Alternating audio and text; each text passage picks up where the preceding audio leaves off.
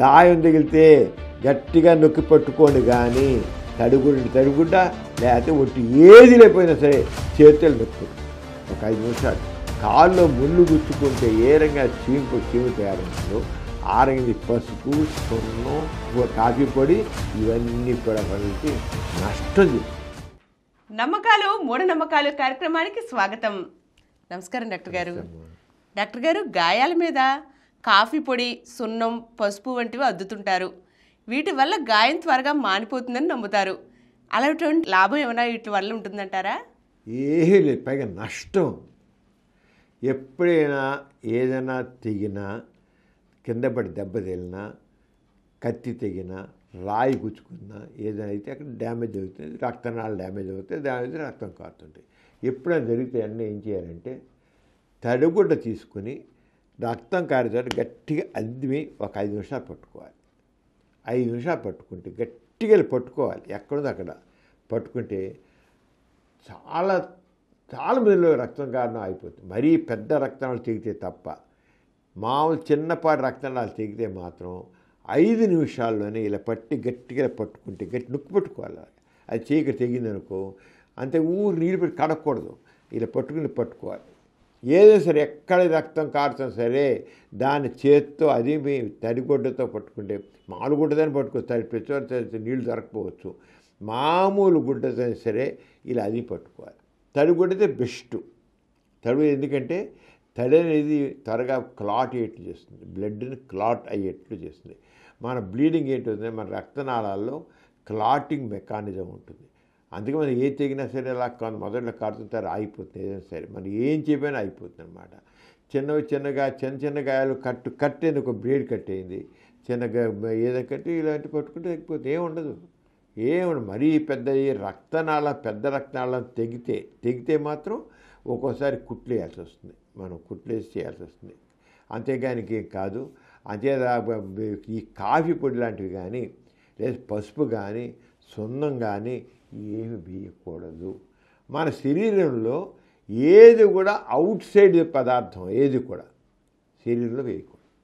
వేస్తే foreign body action అంటాం. ఇప్పుడు ఎలా అంటే, నీ కాల్లో ముళ్ళు గుచ్చుకుంది అనుకున్నాం, ముళ్ళు గుచ్చుకుంటే ఆ ముళ్ళు ఫారిన్ బాడీ అంటే మన శరీరానికి సంబంధించి కాదు. నువ్వు వదిలేస్తే ఏ నొప్పి లేదని తర్వాత చీము పడుతుంది. ఎందుకని? మా శరీరంలోని రక్షణ యంత్రాంగం ఆ ముళ్ళుని బయటకు నెట్టే వరకు ఊరుకోదు. అంతే అక్కడ వెళ్ళిపోయి తెల్ల కణాలన్నీ వెళ్ళిపోయి అక్కడ దాన్ని ఫైట్ చేస్తుంది, బయట నెట్టడం కోసం.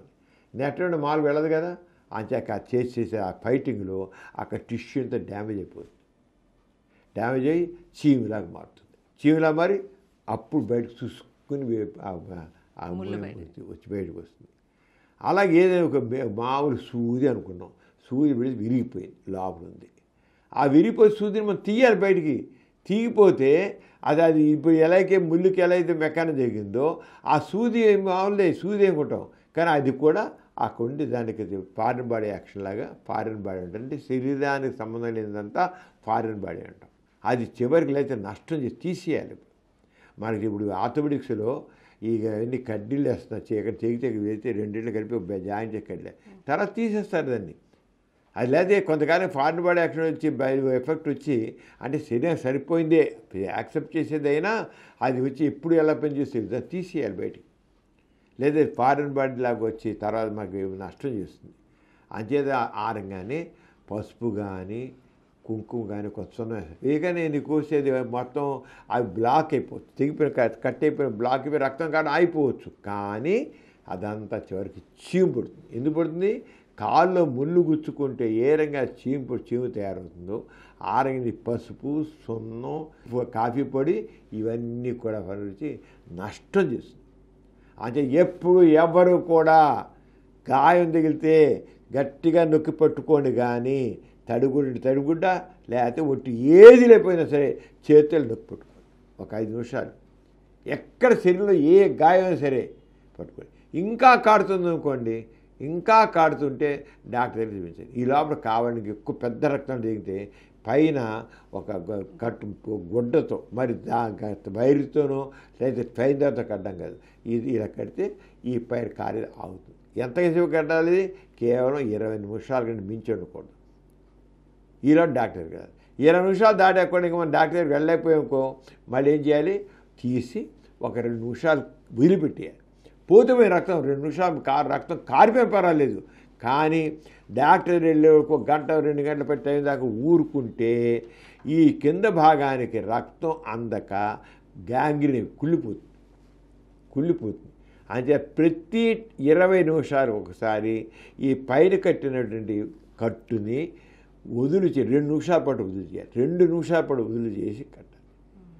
2 నిమిషాలు వదిలే ఆ కట్టే కట్టుకోవడానికి మరి గట్టిగా కట్టేసి బిగించి ఇలా కట్టసలా కొద్ది కట్టే చాలు. ఈ రక్తం కాకాలి నువ్వు ఒత్తినటువంటి చాలు, ఒత్తినట్లు చాలు. అంతేగాని ఒత్తి మీద ఆగుతుంది అంతే గట్టిగా బిగించి గట్టిలా లాగడానికి గట్టి లాగి కడితే మాత్రం ఇక్కడ నలిగిపోతుంది, ఇక్కడ కట్ అయిపోతుంది, కట్టగట్టుతుంది కింద చివరికి. ఇది అవుతుంది. 20 నిమిషాలకు మించి మాత్రం కట్టడానికి వీల్లేదు.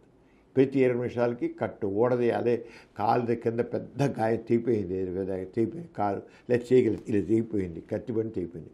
ఇక కట్టు నువ్వు ఎందుకంటే ఇక్కడ గొడ్డేసి పట్టుకుని ఆగదు. ఇది గొడ్డేసి కట్టి ఆగదు కనుక ఈ పైన గట్టిగా కట్టి దాన్ని ప్రతి డాక్టర్ దగ్గరికి వెళ్ళేదాకా ప్రతి 2 నిమిషాలు అప్పుడు డాక్టర్ తర్వాత లైగేట్ చేయడం చేస్తారంటారు.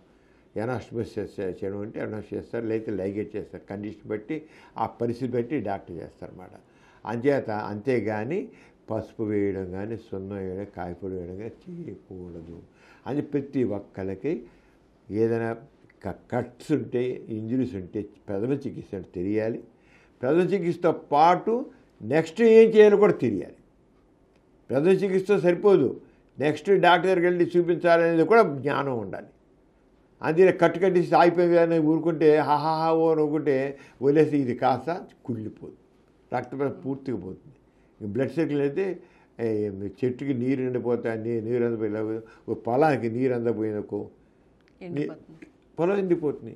ఆరోగ్యం జరుగుతున్నాం అంటే దాని గురించి అవగాహన ప్రతి ఒక్కరికి ఉండాలి. అంతకు నీకేం గాయం మీద ఏదైనా అద్దితే ఆ పొడి వల్ల ఇంకా గాయం కాస్త చీము పట్టి పెద్దదయ్యే అవకాశమే ఎక్కువ. ఎందుకంటే వాటిలోని బ్యాక్టీరియా క్రిములు గాయాన్ని పెద్దగా చేస్తాయి. అందుకనే గాయం మీద ఎటువంటివి కట్టకుండా దాన్ని అలా వదిలేసినా మంచిదే, లేదా పెద్ద గాయమైతే కాస్త కట్టుకోవాలి. ఇక దీనికి సంబంధించిన విషయాలను డాక్టర్ గారు ఏం చెప్పారో తెలుసుకున్నాం కదండి. ఇటువంటి అపోహలపై అలాగే మూఢనమ్మకాలపై సమగ్ర విశ్లేషణల కోసం మా సమరం ప్రగతి ఛానల్ను తప్పక వీక్షించండి. ఈ కార్యక్రమం మీకు ఎంతో నచ్చింది కదా. ఇటువంటి మరిన్ని వీడియోల కోసం అనతి కాలంలోనే 20 కోట్లకు పైగా వ్యూస్ సాధించిన సమరం ఛానల్ సమర్పించు పాజిటివ్ ఎథియిజం తెలుగు ఛానల్కు సబ్స్క్రైబ్ చేయండి, లైక్ చేయండి, మీ ఫ్రెండ్స్కి షేర్ చేయండి. అలాగే ప్రక్కనున్న గంట సింబల్ని ప్రెస్ చేయడం మర్చిపోకండి.